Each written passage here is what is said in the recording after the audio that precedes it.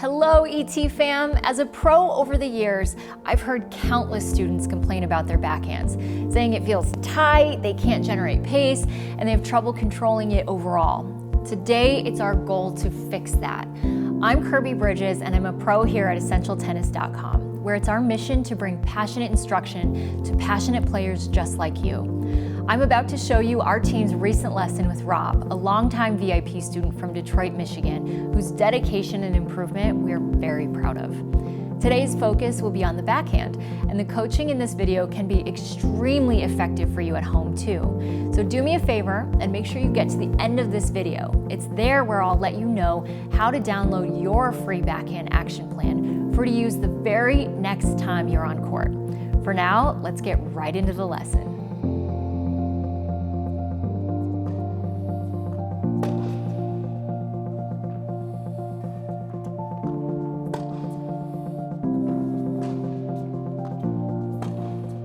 All right, so kind of like with the forehand, we're going to pick one or two kind of positions or elements to focus on. This is some footage of Roger that I shot from directly in front of him. And there's two elements that I want you to focus on. Okay. One is where his back and his chest are facing during different parts of the swing. And the other is going to be his position at contact with his arm. So I'm a little bit to the left of like perfectly flush with the shot. And I want you to look at his back. Where's his back facing? Facing me. His back's facing the opponent. Yes. So one-handed backhand is a little bit unique in this area. For a two-handed backhand or for a forehand, we're generally looking for right about 90 degrees with the baseline, maybe a little more than that if we're really winding up to hit a super aggressive shot. One-handed backhand requires more rotation because your dominant arm is starting in front, and there needs to be some, if I'm hitting this way, there needs to be some additional turn to power the shot. Okay. If you start at 90 degrees and you're using your dominant arm, it's already in front of you. Again, if I'm hitting that way, if I'm trying to hit straight down the alley and I only turn to 90 degrees, then I really am just kind of left with my arm. There's not a whole lot that I can do with my body without kind of getting things out of sync and really opening up a lot. Okay. Does that make sense? Yeah. So this additional turn to face the back towards the camera is really critical in powering the shot. Okay. So that in the middle of contact, he's already going to have unwound quite a bit. Does that make sense? Okay. Just like on your forehand so the side. back's facing the camera. Okay. Yep. So that's Very key clearly. number one. Okay, so where's his back facing now? To the side. Yep. Right. So now he's just about perpendicular. And so he's unwound that turn into contact. And I want you to look at his arm, how his arm is straight and out towards the ball. Okay? These are the two things that we're going to focus on. So let's take a look at yours. And we're going to go through probably half a dozen of them just to give you a full picture. Where's your chest and your back facing? This is your setup position. Neutral. I mean, maybe a little bit closed, but pretty neutral. Yeah. Pretty much 90 degrees to the baseline. Yeah, maybe a little bit closed, but as Ira said, a solid 45 degrees off of where Roger was. Yeah. So that means that from here to contact, your chest hasn't moved much. Now you're a little bit open. So we went from a tiny bit closed to a little bit open. And so what has done most of the work here? The arm. Yep, and you've stepped in well on this particular shot. So you've transferred some good body weight into this shot, which is good. And your chest has turned, but not much. Roger went from his chest facing towards his opponent or his target to being about 90 degrees at contact, a little bit open at contact. So the biggest difference between you and him, in my opinion, is that the amount of rotation being used into the shot. And so most of your rotation happens after contact. So here's your most turned point. From here to here, you turned a little, and then from here to there, you turn a lot more. Most of that turn isn't going into the ball. So here we are, 90 degrees again, maybe a little bit more. Yep, definitely 90. And I want you to look at your arm here. Bent. Yep. And so not only has there not been a whole lot of rotation forward into the shot, but at contact, your body is in a relatively weak position. It's really important to time your forward swing well so that at contact, you're extended at contact. That creates a kind of a full connection between the part of the body that we want to use to hit and the racket. As soon as we get a bend in there, then that kind of breaks down, and it's a much, much weaker position to be in to be able to direct the ball where we want it to go. Okay. Those are the two things we're going to focus on. Your initial loaded position, your setup, and therefore the amount of rotation we're getting into the shot. And our contact point is going to be stronger and more extended so that more of that energy actually gets transferred into the ball instead of getting absorbed by that bend in your elbow. So there's two checkpoints that we're going to make sure to hit. Checkpoint number 1 is 45 degrees past perpendicular to the service line with your shoulders. And so this in particular is going to feel really exaggerated. This is 90 degrees past. So check out where my racket's pointing. The butt cap.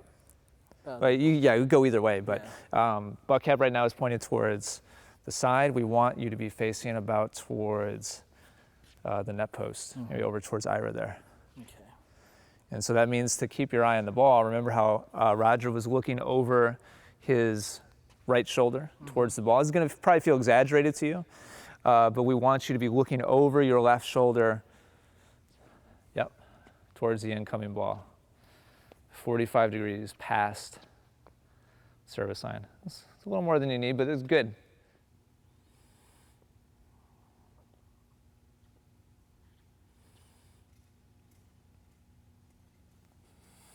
So here's where you were on that last one. Okay. Nice. Good. Yeah. Yep. Good. So big unwind now, forward towards contact. Good job with your arm here. Okay. All right, Kirby's going to toss a couple to you. Okay. 2 shadow swings and then a hit, please.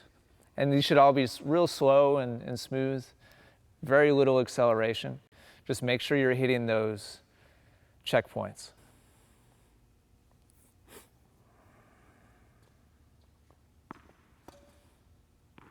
Good, Rob. Nice job.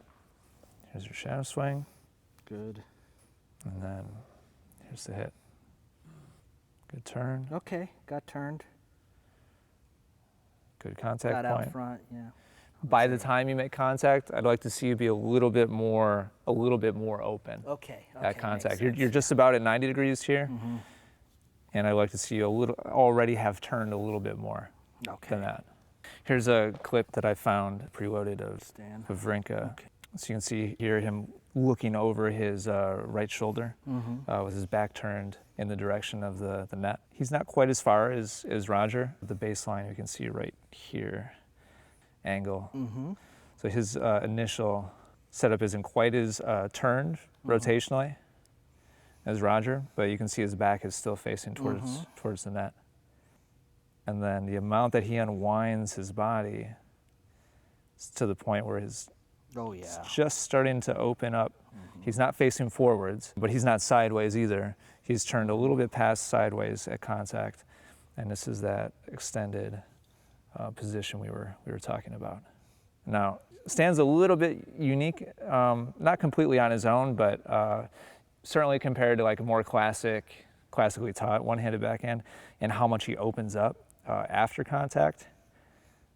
He really fully opens his body. I don't think that would be a good thing for you, but we definitely don't want to get stuck sideways. Okay. So that contact, just like with your forehand, is made with your body actively unwinding through the ball, and we're not getting stuck having to arm it. So we're looking for really a double whammy with your body here. We're looking for more initial turn than what you had before by a pretty good margin, and then also more open through contact, which actually you were doing a decent job of before, but if we can focus on that so your body really unwinds through contact, then that's where we're going to get your best results. Okay.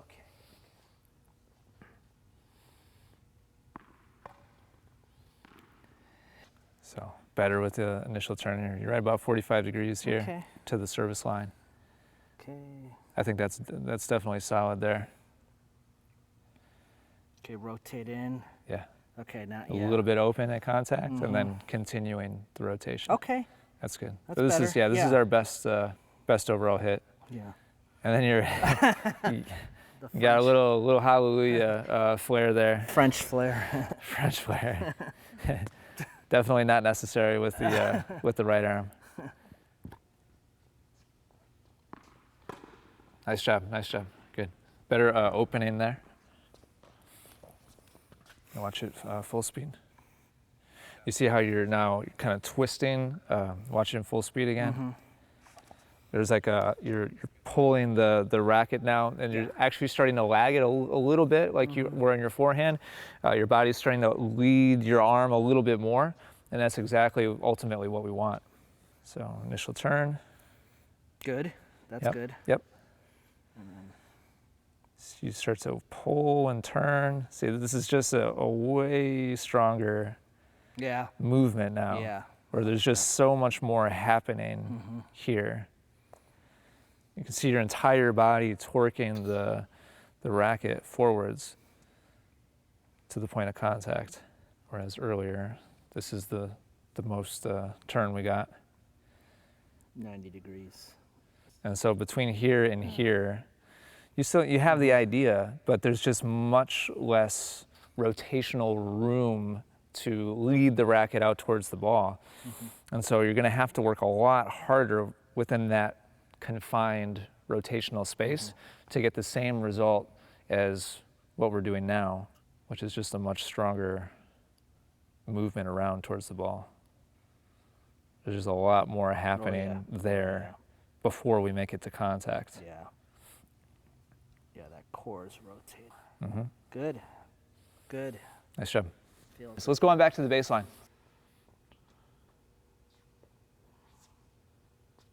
Yep.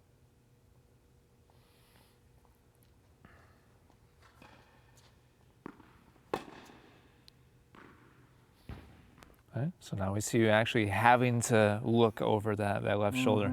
This is really close to what we're looking for through your shoulders.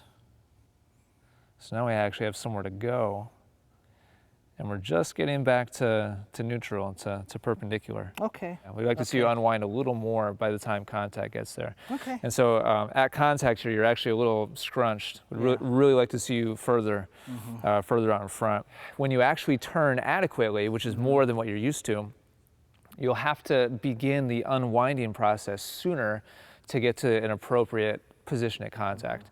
If you turn more than you're used to, but begin your forward swing at the same time, then everything's going to be behind. Everything's going to be late. Does that make sense? Yeah. So it's a two-edged sword here. Not only do we need to rotate more initially, but you need to begin that unwinding process sooner than you're used to actually allow your body to use that additional potential. I want you to turn back towards me much more than you think you have to. Yep. Okay, again.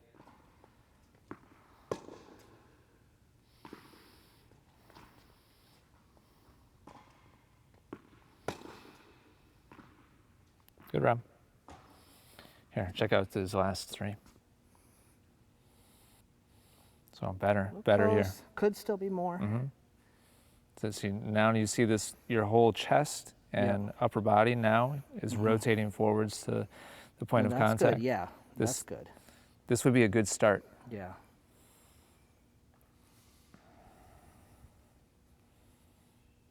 Closed. Yeah, pretty good that here too. time, yeah. So I can actually see your chest here. That's very interesting. Come on back just behind the service line, please, Rob. Okay. Okay. And so let's right see, here. 2 shadow swings and then a hit, please. Focus on that initial rotation.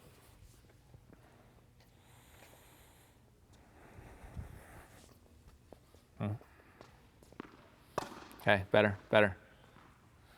Wasn't the same as your shadow swings, but you weren't straight sideways where you have been. So, shadow. Good. Good. And then here's your actual hit. Okay. So you kind of split the difference Yeah. between. Definitely we're not sideways, but you definitely also Could be more, a little definitely more, but also we're not here, not even. So I'd love to see you I'd love to see you just one time actually get to here on your actual hit.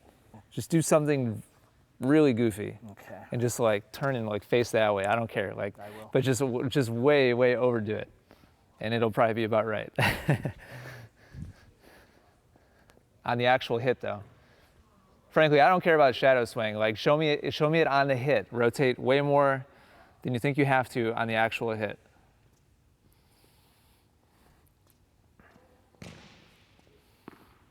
Okay, good.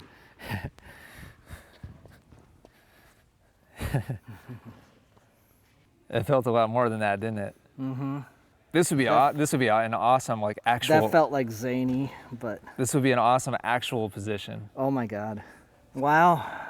That felt like I was like just making a mockery of it, yeah. It looks great, doesn't it? Actually, yeah. How about that, huh? That's fun. So here's your like shadow swing, like I said before, like at this point, like I could care less about the shadow swing. I know you can shadow swing wherever I ask you to. As soon as the ball comes, that's when the program snaps back into play, and you go right back to perpendicular. So yeah, this is your zany take back. Just right. Yeah, And then that, yeah. I'd love to see another half a dozen of those. Okay, you will. Make it as zany as possible.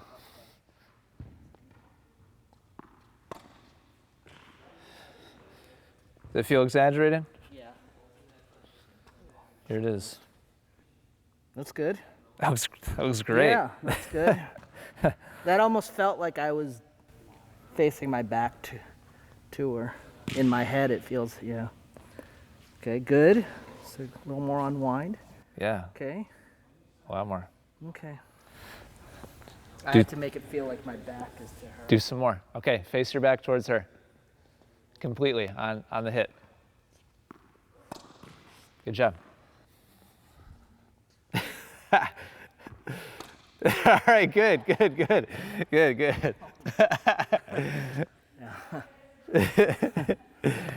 All right, awesome. Now, you're just starting to approach the point where you're actually facing your back at her, which is further than we want. We don't want you to actually face your back at her. But for you, I mean, I don't know what this feels like because you felt like you were facing your back at her before. Literally felt like I was hitting backwards, yeah. And that's kind of what you were doing. And something that's important to point out here is you can turn your upper body independent of your hips, Yeah. right? Yeah. And so you are very much kind of connecting everything together and your entire body is turning. But it's important to realize that we can keep our hips facing forwards and rotate your upper body independent of your hips. So face that way. And now don't move your hips. Just move your shoulders, not your hips.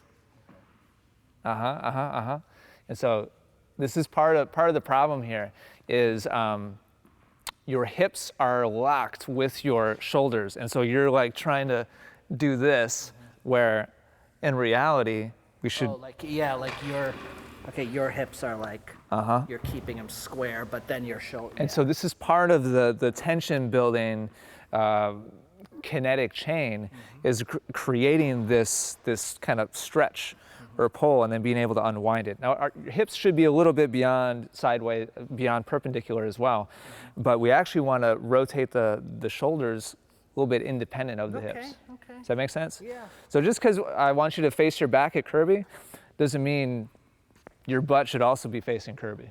They don't need to be connected. And so you should feel a little bit of a stretch in your back as you make that as you make that twist. Yep, exactly. And so that difference in difference in position between your hips and your shoulders is built up energy. And then from there, you can unwind that energy towards the ball. Yeah. Now go ahead and do me a favor and exaggerate it. Yeah. Focus on the back though. Yeah, exactly, exactly. Good, good, good. Exaggerate it. You got yourself to just about right. Check out this position now.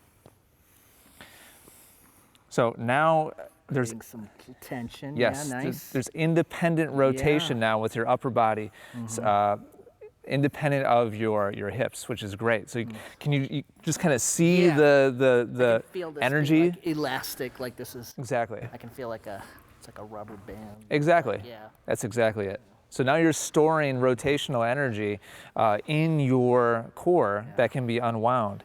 Now, once you start to sense that Kirby was about to feed the ball, you dropped a lot of that. You unwound a lot of that. This is still good. This is still in the direction we want to move. But when I say exaggerate, I'd love to see this for a couple of hits. Okay, you'll see it.